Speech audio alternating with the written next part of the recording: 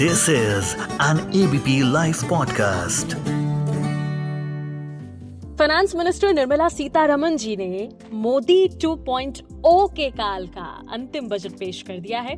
अगर मिस कर दिया सुनना तो जरूर सुनिए अभी इसी वक्त एबीपी लाइव पॉडकास्ट पर FYI, जहां मेरे साथ में हैं IIM कैलकाटा के प्रोफेसर एंड इकोनॉमिस्ट विपुल माथुर, जो बताएंगे कैसा है बजट 2023-24 और देश को आखिर ये किस ओर ले जाएगा। हेलो, मैं मानसी हूँ आपके साथ एबीपी लाइव पॉडकास्ट पर। Welcome to ABP live podcast mister Vipul Mathur.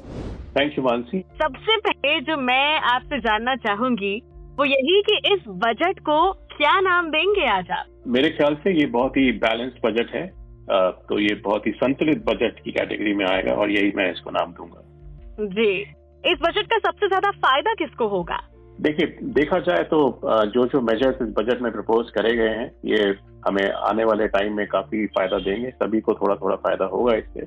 But immediately तौर पे अगर देखा जाए डायरेक्टली जो फायदा हो रहा है, एग्रीकल्चरल सेक्टर पे काफी स्ट्रेस दिया गया है, टूरिज्म को काफी बढ़ाने के लिए कहा गया है और सबसे बड़ी बात ये कि कैपिटल एक्सपेंडिचर काफी बढ़ाया गया है। तो मेरे ख्याल में इंफ्रास्ट्रक्चर के थ्रू जो है सभी को काफी कुछ फायदा होगा और आम जनता के लिए टैक्स बेनिफिट्स भी दिए गए हैं, तो वहाँ पे भी फायदा होगा। बिल्कुल। अब क्योंकि आम आदमी को सबसे पहले चीजें अट्रैक्ट करती हैं इनकम टैक्स स्लैब के अलावा सस्ता महंगा, तो आप ही के जरिए जानना चाहूंगी क्या सस्ता क्या महंगा हुआ? कस्टम ड्यूटी कई चीजों में चेंज करी गई है, जिसके लिए जो चीजें इंपोर्ट होती हैं वो थोड़ी सस्ती हो जाएंगी। जैसे कुछ मिनरल्स वगैरह हैं जो फ्लोरोकार्बन्स और फ्लोरोपॉलीमर्स में यूज होते हैं, ये चीजें लुब्रिकेंट्स, वायर्स, पेंट्स वगैरह में यूज होती हैं, तो ये चीजें सस्ती हो जाएंगी। लैब ग्रोन जो डायमंड्स हैं उसमें जो सीडिंग यूज होती है उसको सस्ता किया गया है, तो शायद उससे सस्ता सामान आने लगेगा। कैपिटल गुड्स में इलेक्ट्रॉनिक व्हीकल्स और इलेक्ट्रिकल व्हीकल्स जो हैं उसमें बात करें तो लिथियम आयन बैटरी वाले चीजें हैं वो सस्ती हुई हैं। इलेक्ट्रॉनिक्स में थोड़ा सा जो टीवी पैनल्स हैं वो सस्ते हुए हैं, किचन चिमनी वगैरह वो सब सस्ती हो सकती है। और एग्रीकल्चरल प्रोडक्ट्स जो हैं कुछ इन जनरल जो है सस्ते करे गए, अखरोट जैसे हो गया, फिश मछली जैसे बोलते हैं वो सस्ती हुई है। महंगे अगर प्रोडक्ट्स की बात करें तो जो इंग्रेडिएंट्स होते हैं जैसे विनाइल क्लोराइड होता है, नेफ्था होता है, ये सिंथेटिक रबड़ या प्लास्टिक और पेंट्स में यूज होता है, तो ये थोड़ा सा महंगा करा गया है। गोल्ड और सिल्वर थोड़े से महंगे करे गए हैं। इमिटेशन ज्वेलरी भी महंगी है और इम्पोर्टेड व्हीकल्स और बाइसिकल्स पर भी कस्टम ड्यूटी थोड़ी सी बढ़ाई गई है। तो ये सब चीजें, कुछ चीजें सस्ती हुई हैं, कुछ चीजें महंगी हुई हैं। एक जो काफी इम्पोर्टेंट चीज जो महंगी हो गई है वो सिगरेट है, जिसपे 16% टैक्स बढ़ा दिया गया है। जी। अब इनकम टैक्स स्लैब की अब मैं बात करना चाहूंगी। नई टैक्स व्यवस्था के बारे में भी आप बताएं, क्योंकि बहुत सारे लोग जो हैं वो इस बात से तो बड़े खुश हो गए जैसे ही सबने ये सुना पढ़ा कि 7 लाख तक no income tax, but then जो इसमें नेक्स्ट चीज है नई टैक्स व्यवस्था, इस पर ज्यादातर लोगों का ध्यान उस वक्त तक गया नहीं। तो मैं चाहूंगी कि इस पूरे कंफ्यूजन को दूर करें और बताएं। तो इन्होंने टैक्स स्लैब्स की जो स्लैब्स होते हैं उसको थोड़ा सा रीस्ट्रक्चर करा है, थोड़ा और ग्रैनुलैरिटी में बनाया है। स्पेशली जो एग्जेम्पशन लिमिट होती है उसको बढ़ा दिया है और उसके बढ़ाने से वो एक स्पिल ओवर इफेक्ट बाकी सारे जो फर्दर जो प्रोग्रेसिव स्लैब्स हैं उसमें भी आया है।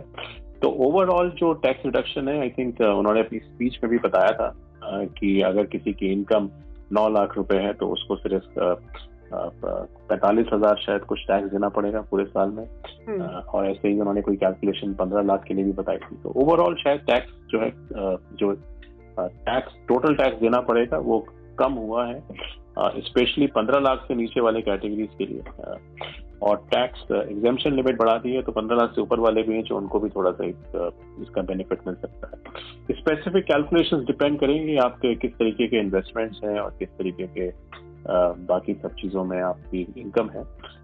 बट ओवरऑल थोड़ी सी रीस्ट्रक्चरिंग हुई है और थोड़ा सा उसको लाइट कर दिया गया है टैक्स इंसिडेंस। जी, इसी के साथ जानना चाहूंगी न्यू टैक्स व्यवस्था जिसका जिक्र किया गया है, ओल्ड टैक्स जो व्यवस्था है उसमें ये सब नहीं है।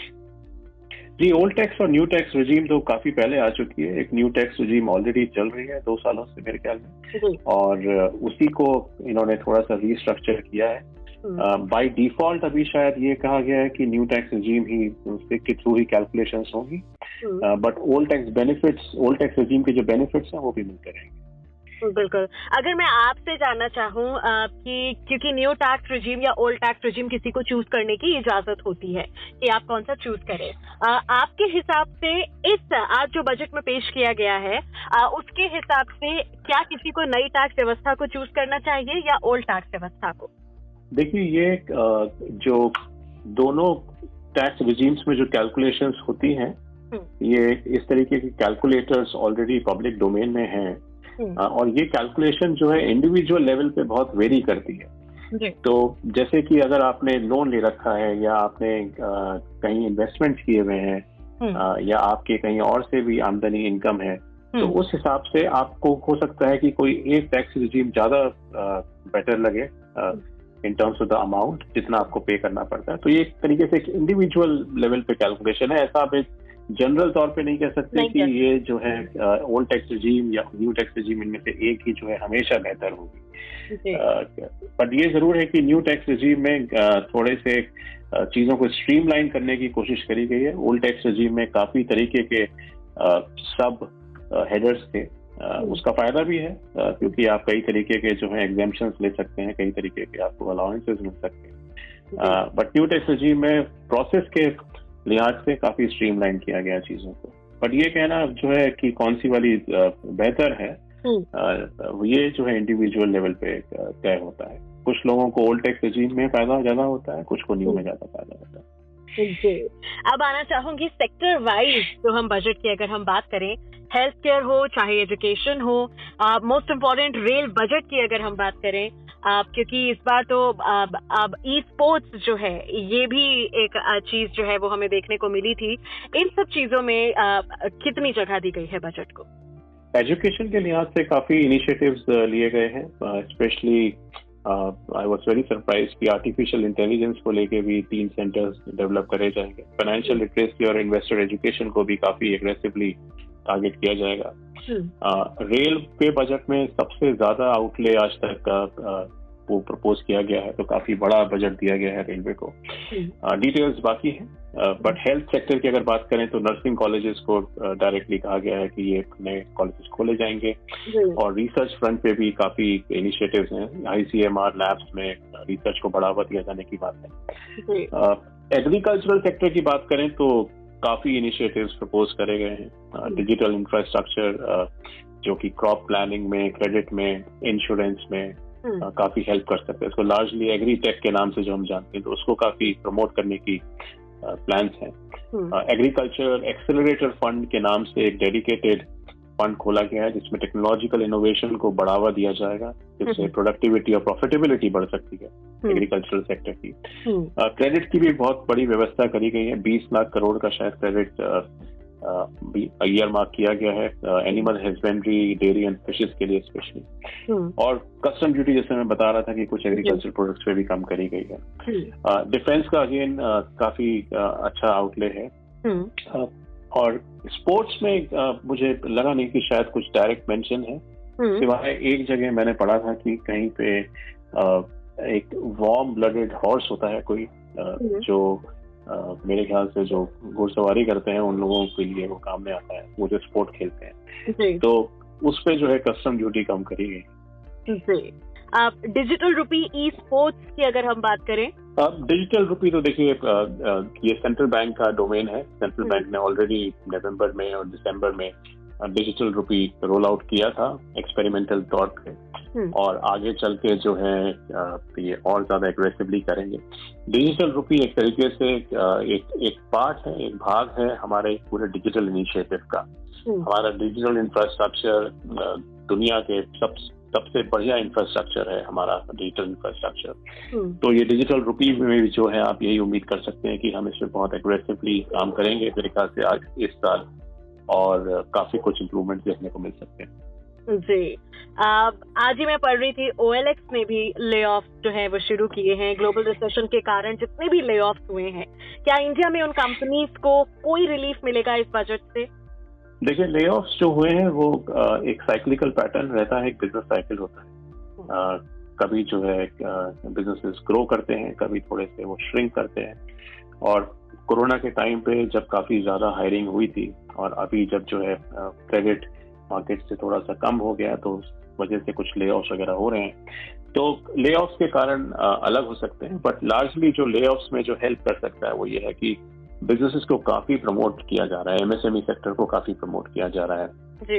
इससे क्या होता है कि प्रोडक्टिविटी बढ़ती है, प्रोडक्टिविटी से प्रॉफिटेबिलिटी बढ़ती है, जी। प्रॉफिटेबिलिटी से जो है ऑब्वियसली एम्प्लॉयमेंट पे असर पड़ता है और एम्प्लॉयमेंट बढ़ता है तो ले ऑफ्स होने की संभावना फिर कम हो जाती है। तो कुल मिला के जो बजट का जो इफेक्ट पड़ेगा इन सब चीजों पे इनडायरेक्टली पड़ेगा। एक अच्छे हेल्दी इकोनॉमिक स्टेटस में जब हम आएंगे तो जाहिर सी बात है कि ये ले ऑफ्स की समस्या जो है ये भी थोड़ी कम होगी। बिल्कुल। अब बात करना चाहेंगे, जो कि मिडिल क्लास की बात तो हमने शुरुआत में कर ली, बिजनेस क्लास के लिए क्या है इस बार के बजट में? देखिए, बिजनेस क्लास के लिए जो है इनडायरेक्टली काफी सारी चीजें आसान करी गई हैं। एक तरीके से अगर आप देखें कि जो इंफ्रास्ट्रक्चर है जिस पे इतना ज्यादा कैपिटल एक्सपेंडिचर एक्सपेंड किया जा रहा है, इसका जो फायदा है वो ऑब्वियसली बिजनेस क्लास तक पहुंचेगा, क्योंकि एक तरीके से जब रोड और रेलवे नेटवर्क हिंदुस्तान में जब ज्यादा अच्छा बन जाता है तो इसलिए जो है एक ट्रांसपोर्टेशन में काफी ज्यादा आप को मदद मिल सकती है और बिजनेसेस को काफी अच्छा एक इनपुट के तौर पे काफी अच्छा फायदा हो सकता है। दूसरा ये है कि जो टैक्स बेनिफिट्स हैं वो ऑब्वियसली उम्मीद करते हैं कि लोग जो है उसको स्पेंड करेंगे, तो एक डिमांड जो है एक्स्ट्रा बनेगी, इससे जो है बिजनेसेस को एक नई ऊर्जा मिल सकती है डिमांड देखने में, उसको सर्व करने में, तो फिर उससे बिजनेस को काफी फायदा हो सकता है। तो ये कई सारे इनडायरेक्ट मल्टीप्लायर बेनिफिट्स हैं जो बिजनेस क्लास को ऑब्वियसली मिल सकता है। और जहां तक कुछ पर्टिकुलर चीजों की बात है तो हमने बात करी, जैसे यहाँ पे कस्टम ड्यूटीज वगैरह कम करी गई है या क्रेडिट इनिशिएटिव्स को जो है ज्यादा प्रोत्साहन दिया गया है, क्रेडिट एक्सेस और अवेलेबिलिटी ज्यादा बढ़ाई गई है, तो उसमें काफी फर्क काफी अच्छा देखने को मिल सकता है। इन पर्टिकुलर अगर स्टार्टअप्स की बात करें तो स्टार्टअप्स जैसे इंडिया जो है थर्ड लार्जेस्ट इकोसिस्टम है स्टार्टअप्स का, तो स्टार्टअप्स को एक इनकम टैक्स बेनिफिट्स डायरेक्टली दिए गए हैं, डेट ऑफ इनकॉर्पोरेशन को 1 साल का एक्सटेंशन दिया गया है, आप लॉसेस भी कैरी फॉरवर्ड कर सकते हैं 10 साल के लिए, और एग्रीकल्चर में तो डायरेक्टली एक एक्सेलरेटर फंड खोल दिया गया है जिससे एग्री टेक स्टार्टअप्स को बढ़ावा मिल सकता है। तो इस तरीके के जो नए बिजनेसेस आएंगे, जो नए स्टार्टअप्स डेवलप हो रहे हैं इंडिया में, उनको काफी फायदा मिलेगा। एग्जिस्टिंग बिजनेसेस के लिए कहीं ना कहीं जो है ओवरऑल जब डिमांड सिचुएशन इंप्रूव होगी तो उससे उन्हें फायदा मिलेगा ही मिलेगा, और इंफ्रास्ट्रक्चर स्पेंडिंग से डायरेक्ट बेनिफिशियरी अधिकतर प्राइवेट बिजनेसेस भी होते हैं। बिल्कुल। फिस्कल डेफिसिट 5.9% बोली गई है, तो क्या ये बजट फिस्कल डेफिसिट को कम करेगा? फिस्कल डेफिसिट का टारगेट 4.5% है जो हमें 2025 तक पहुंचना है, और अभी जो है फिस्कल डेफिसिट 5.9% चल रहा है। कोरोना के टाइम पे 2021 के आसपास जब काफी एक्सपेंडिचर हुआ था तो फिस्कल डेफिसिट बढ़ गया था, तभी ये प्रपोज किया गया था कि हम इसको एक ग्लाइड पाथ करके उसको बोला गया था कि हम जो है धीरे धीरे इसको कम करेंगे अगले आने वाले कुछ सालों में। तो उस पाथ पे हम लोग हैं, हम लोग टारगेट पे हैं, और उम्मीद है कि अगले 2 सालों के अंदर हम लोग ये 5.9 को 4.5 के अंदर ले आएंगे। तो फिस्कल डेफिसिट के लिहाज से जो एस्टिमेटेड है अभी उतनी खराब सिचुएशन नहीं है, we are well on target and that is 5.9%। जी। ओवरऑल बजट आपको कैसा लगा, क्या कहना चाहेंगे? ओवरऑल बजट बहुत बैलेंस बजट है, बहुत संतुलित का बजट है। कुछ चीजों को एक तरीके से अभी जो है डिमांड को काफी स्टिमुलेट करने की कोशिश करी गई है, एक ओवरऑल बिजनेस एनवायरनमेंट को काफी अच्छा करने की कोशिश करी है, और इंफ्रास्ट्रक्चर पे काफी जोर दिया है। इसके अलावा ग्रीन एनर्जी पे काफी फोकस है, सो क्लाइमेट चेंज को एकदम फ्रंट फुट पे जो है उसको एनालाइज करके उसी के तहत कुछ फैसले लिए जाएंगे, तो वो भी काफी अच्छा है। तो मुझे तो काफी पसंद आया ये बजट। अब देखना ये है कि किस तरीके से ये एक्शन में तब्दील होता है और उसके क्या इफेक्ट आते हैं। बिल्कुल। आज जो बजट के एनालिसिस को लेकर के आपको जो लगता है हमने कवर नहीं किया और जो आप बताना चाहें? मेरे ख्याल में ये एक इकोनॉमिक सर्वे जो है एक दिन पहले आया था, कल जो इकोनॉमिक सर्वे आया था, तो इकोनॉमिक सर्वे में भी काफी स्ट्रेस किया गया था कि हम लोग जो है कंजम्पशन बेस्ड और इन्वेस्टमेंट ड्रिवन इकोनॉमी बनना चाह रहे हैं। तो हमारी जो ग्रोथ है वो प्राइवेट इन्वेस्टमेंट से आएगी और प्राइवेट कंजम्पशन डिमांड से आएगी। तो ये बजट जो है बिल्कुल उसी को टैप करते हुए एक बनाया गया है कि हमें गवर्नमेंट ने काफी इंफ्रास्ट्रक्चर स्पेंडिंग करी है, जिसके थ्रू प्राइवेट सेक्टर भी अब आगे जाके हाथ से हाथ मिला सकता है और कैपिटल एक्सपेंडिचर को बढ़ा सकता है। एमएसएमई सेक्टर्स को काफी इंसेंटिवाइज किया गया है क्रेडिट लेने के लिए। स्टेट्स का एक्सपेंडिचर जो इन्होंने 50 साल के लिए जो लोन दिया है उस पर काफी स्ट्रेस डाला है कि कैपिटल एक्सपेंडिचर में स्टेट जो है स्पेंड करें। तो कुल मिला के जो है प्रोडक्टिव कैपेसिटी पे काफी जोर है, और आई थिंक अमृतकाल की जो ये ओवरऑल फिलॉसफी है उससे ये काफी कुछ जो है उससे सिंक्रोनाइज्ड है। और जैसी बात करी गई थी कि प्राइवेट कंजम्पशन को बढ़ाया जाए, तो टैक्स बेनिफिट देना का मतलब होता है कि थोड़ी सी आमदनी आदमी के पास बच जाती है, डिस्पोजेबल इनकम जिसको बोलते हैं। तो वो आदमी जो है स्पेंड करता है, और वो स्पेंड करने से ऑब्वियसली डिमांड बढ़ती है, कंजम्पशन डिमांड बढ़ती है। तो उसके लिए भी एकदम इन्होंने डायरेक्ट मेजर्स लिए हैं। तो उस हिसाब से डेफिनेटली डिमांड तो काफी बढ़ेगी और प्राइवेट इन्वेस्टमेंट भी बढ़ेगा। तो आगे आने वाले कुछ क्वार्टर्स में इसका इफेक्ट दिखना शुरू हो जाएगा। बिल्कुल। Thank you so much mister Vipul Mathur, हमारे साथ जुड़ने के लिए एबीपी लाइव पॉडकास्ट पर। मैं मानसी हूँ आपके साथ, सुनते रहिए एबीपी लाइव पॉडकास्ट।